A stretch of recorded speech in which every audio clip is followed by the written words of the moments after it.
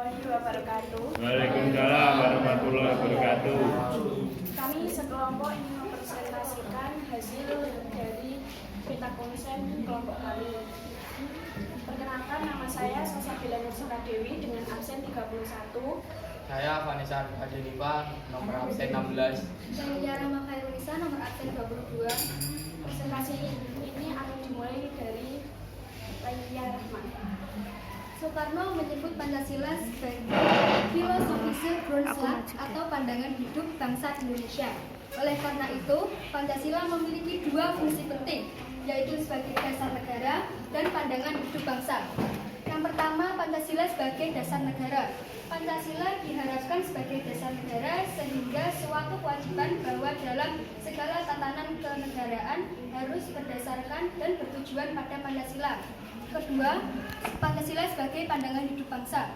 Pancasila diharapkan senantiasa menjadi pedoman dan petunjuk menjalankan kehidupan sehari-hari bagi masyarakat Indonesia, baik dalam berkeluarga, bermasyarakat, maupun berbangsa.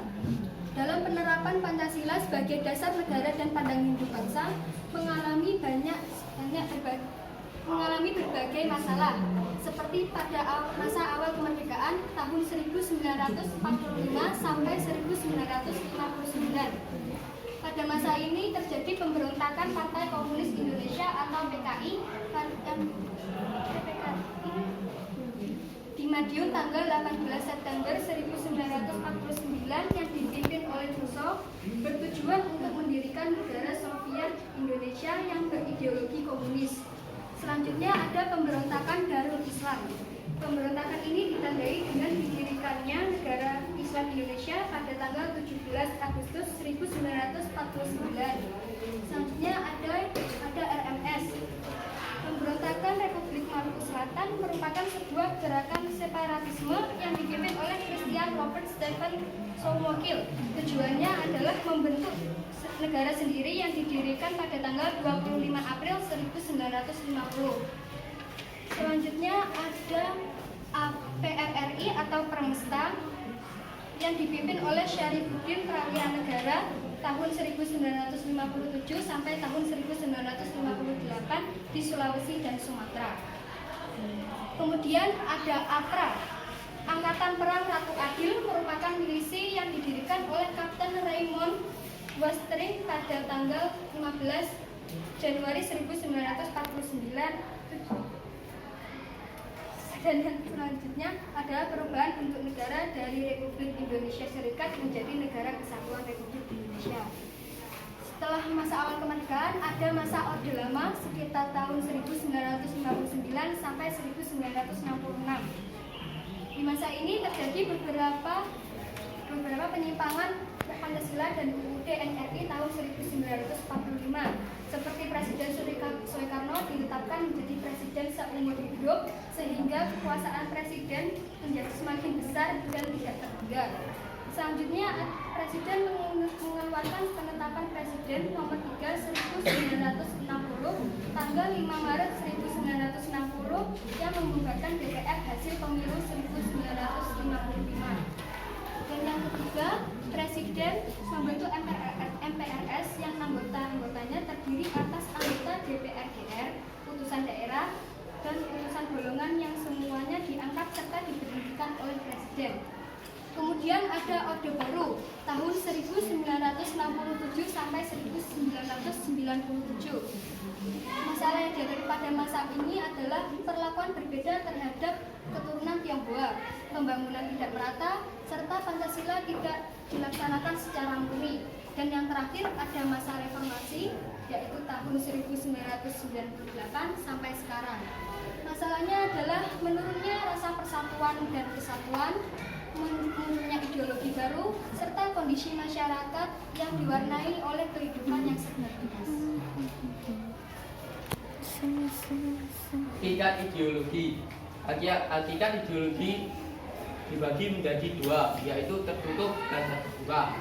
Tertutup, keseluruhan ide atau gagasan yang sistemnya tertutup terhadap kemungkinan masuknya ideologi lain. Terbuka, pandangan hidup yang tidak bersifat kaku, bersifat dinamis serta fleksibel dalam berkembangnya dan bertumbuhnya mengikuti tuntunan perkembangan zaman. Selain itu ada juga nilai-nilai. Nilai-nilai dibagi menjadi 3, yaitu nilai dasar, nilai instrumental, dan nilai praksis. Nilai dasar. Nilai dasar yaitu hakikat kelima Pancasila, kesatuan yang Maha Esa, kemanusiaan yang adil dan beradab, persatuan Indonesia, kerakyatan yang dipimpin oleh hikmat, kebijaksanaan dalam permusyawaratan perwakilan, keadilan sosial bagi seluruh rakyat Indonesia. Nilai instrumental. Nilai ini berfungsi sebagai penjabaran dari nilai-nilai dasar ideologi Pancasila berupa peraturan perundang-undangan dan lembaga pelaksanaannya. Misalnya UUD, ketetapan MPR, UU, serta peraturan perundang-undangan lainnya. Nilai praksis merupakan realisasi dari nilai-nilai instrumental berupa suatu pengalaman nyata dalam kehidupan sehari-hari dalam bermasyarakat. Ada juga dimensi-dimensi. Dimensi-dimensi dibagi menjadi 3, yaitu dimensi idealisme, dimensi normatif, dan dimensi realitas. Dimensi idealisme, dimensi ini menekankan bahwa nilai-nilai dasar yang terkandung dalam Pancasila yang bersifat sistematis, rasional, dan menyeluruh. Dimensi normatif. Dimensi ini mengandung pengertian bahwa nilai-nilai yang terkandung dalam Pancasila perlu dijabarkan dalam suatu sistem normal. Dimensi realitas. Dimensi ini mengandung makna bahwa suatu ideologi harus mampu mencerminkan realitas kehidupan yang berkembang dalam masyarakat. Dan yang terakhir ada perwujudan nilai-nilai dalam bidang. Perwujudan nilai-nilai dalam bidang dibagi menjadi 4, yaitu yang ke-1 politik dan hukum, ekonomi, sosial budaya, dan hak.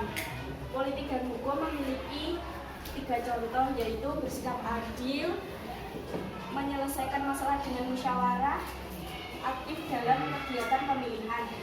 Yang kedua, ekonomi. Ekonomi memiliki 3 contoh, yaitu aktif dalam organisasi, cinta dan membeli produk dalam negeri, kerja sama ekspor impor. Dan yang ketiga, sosial budaya. Sosial budaya memiliki 3 contoh, yaitu yang ke-1 gotong royong, mempelajari berbagai kesenian lokal, toleransi antar suku, ras, dan agama.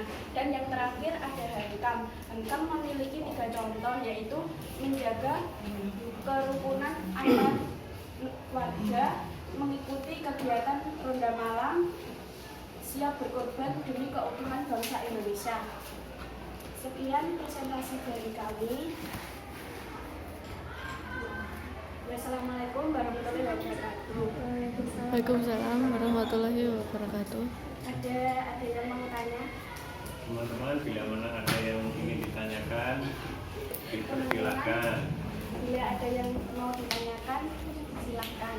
Bunyi UUD Negara Republik Indonesia Pasal 30 Ayat 1. Dosis aku agak begini. Hal 20 ayat 1. Maaf, boleh diulangi? Apa bunyi UUD Negara Republik Indonesia Pasal 30 Ayat 1? Maaf, saya lupa. Teman-teman bisa minta bantuan jawaban caranya. Teman-teman, saya bisa minta jawaban karena saya lupa. Ya, coba bantu jawab. Menyatakan bahwa setiap warga negara berhak dan wajib ikut serta dalam usaha pertahanan dan keamanan negara. Betul. Oke. Pembangunan dalam bidang pertahanan dan keamanan secara tegas dinyatakan dalam Undang-Undang Negara Republik Indonesia tahun 1945 pada pasal 1945 yang tertuang pada pasal